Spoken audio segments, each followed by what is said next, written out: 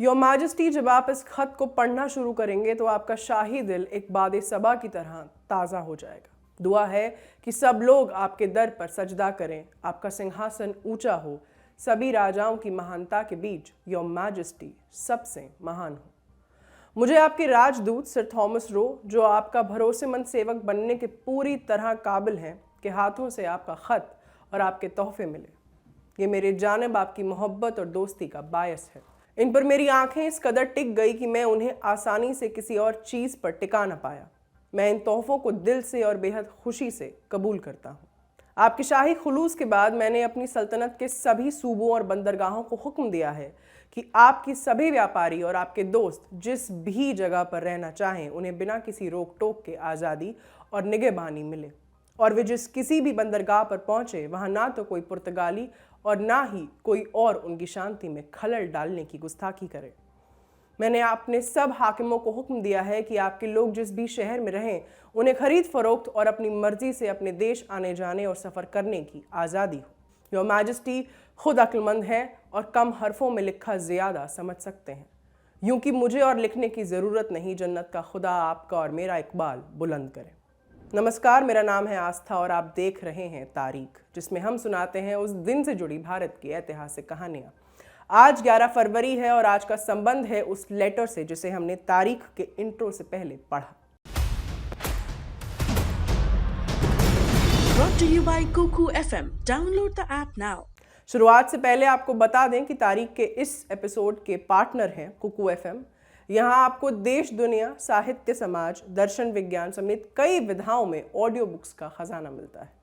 Audio books माने बोलने वाली किताबें। लल्लन टॉप का दोस्त होने के नाते आपके लिए खास ऑफर भी है। प्रीमियम सब्सक्रिप्शन पर 50% की छूट। ये ऑफर पहले 250 यूजर्स के लिए ही है। ऑफर का लाभ कैसे मिलेगा? बस जब आप प्रीमियम सब्सक्रिप्शन लें, LT50 का छोटू सा कोड लगा दें। सूचना समाप्त। लेटर की कहानी पर वापस चलते हैं। इस लेटर में जाहिर तौर पर जो लिखा था वो तो आप सबको बता दिया, लेकिन जो छुपा हुआ था वो था हिंदुस्तान का मुस्तकबिल। और ये लेटर लिखा था जहांगीर ने, उस वक्त इंग्लैंड के राजा जेम्स प्रथम को।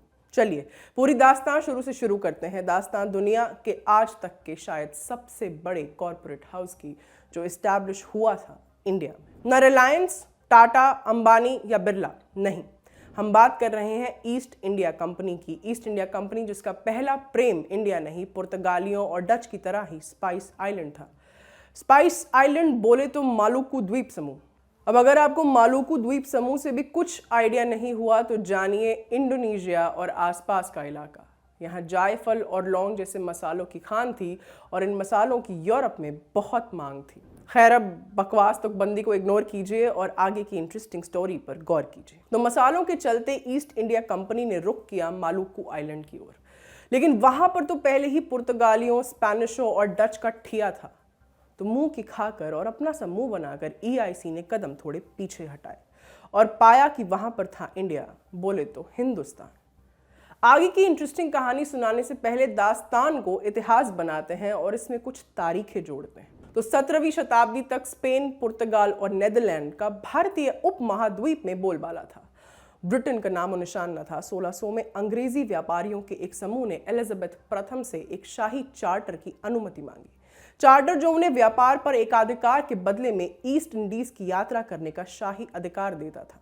इन व्यापारियों ने 70,000 पाउंड के करीब इकट्ठा किए और यूं ईस्ट इंडिया कंपनी का जन्म हुआ। 1601 में ईस्ट इंडिया कंपनी को चार्टर्ड किया गया था। इसके बाद अंग्रेजों ने पहली बार हिंद महासागर में अपने कदम, या कहें तो शिप रखी।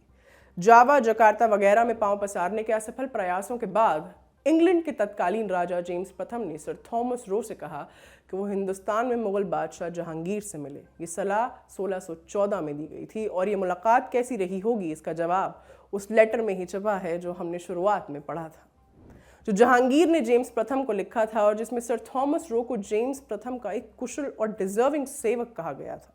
ये खत तो बेशक 1617 में लिखा गया, लेकिन इससे पहले करीब 4 साल पहले आज ही के दिन यानी 11 फरवरी 1613 को जहांगीर ने ईस्ट इंडिया कंपनी को सूरत में फैक्ट्री खोलने की इजाज़त दे दी थी।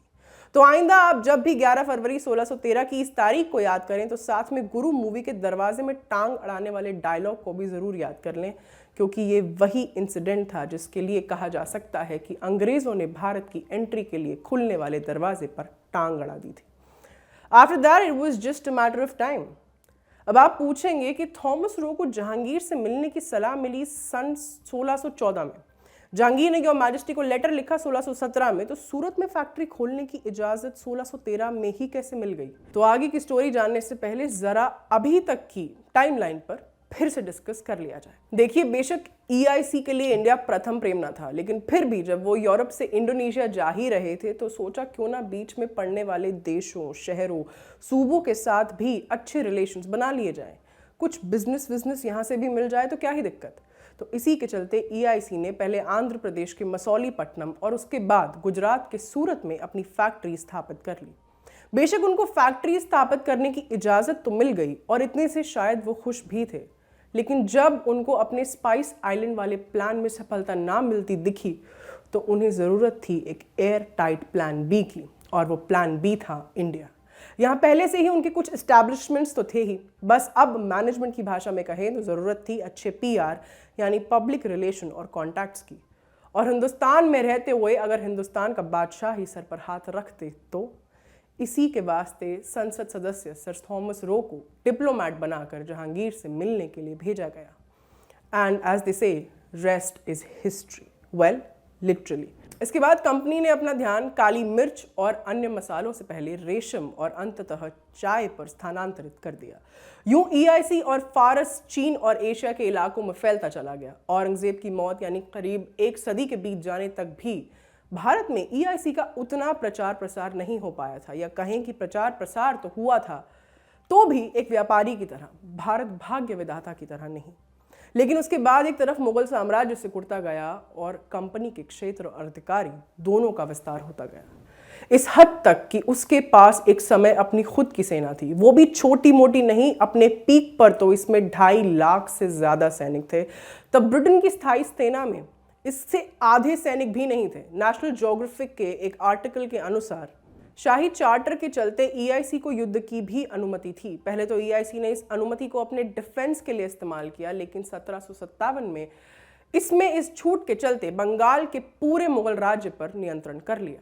रॉबर्ट क्लाइव, जिन्होंने कंपनी की 3000 लोगों की सेना का नेतृत्व किया था, बंगाल के गवर्नर बने और कर और सीमा शुल्क एकत्र करना शुरू कर दिया। इसके बाद कंपनी ने तब अपनी ताकत बढ़ाई और पहले से ही स्थापित फ्रांसीसियों और डचों को भारतीय उपमहाद्वीप से बाहर खदेड़ भगाया। प्लासी के युद्ध और मीर जाफर की गद्दारी के ठीक 100 साल बाद हुई 1857 की क्रांति। हालांकि इस क्रांति के बारे में हम तारीख के एक एपिसोड में विस्तार से बता चुके हैं, जिसका लिंक आपको डिस्क्रिप्शन बॉक्स में भी मिल जाएगा। लेकिन आज इसकी बात इसीलिए क्योंकि इस क्रांति ने न केवल भारत की आज़ादी की नींव रखी, बल्कि ईस्ट इंडिया कंपनी के अंत की भी शुरुआत कर दी थी। तो 1857 की क्रांति को तो कंपनी ने बड़ी बेरहमी से कुचल दिया, लेकिन उसकी एट्रोसिटीज जग जाहिर हो गई। उस वक्त की ब्रिटिश सरकार को भी लगा कि शायद कुछ ज़्यादा ही हो गया, या फिर कुछ ना भी लगा हो, बस लो हैंगिंग चेरी को तोड़ने का बहाना मिल गया। बहरहाल जो भी हो, अगले ही साल यानी 1858 में government of India act locker British सरकार ने शासन सीधा अपने हाथों में ले लिया। कंपनी की सेना का ब्रिटिश सेना में विलय कर दिया गया और सन 1874 आते आते ईस्ट इंडिया कंपनी को भी भंग कर दिया गया। यूं उस ईस्ट इंडिया कंपनी का करीब 274 सालों का इतिहास सिर्फ एक चैप्टर भर बनकर रह गया, जिसके बारे में कहा जाता था दुनिया खुदा की, मुल्क बादशाह का और हुक्म कंपनी बहादुर का। आज का एपिसोड आपके हमारे साथी दर्पण ने लिखा था। देखते रहिए द लंदन टॉक।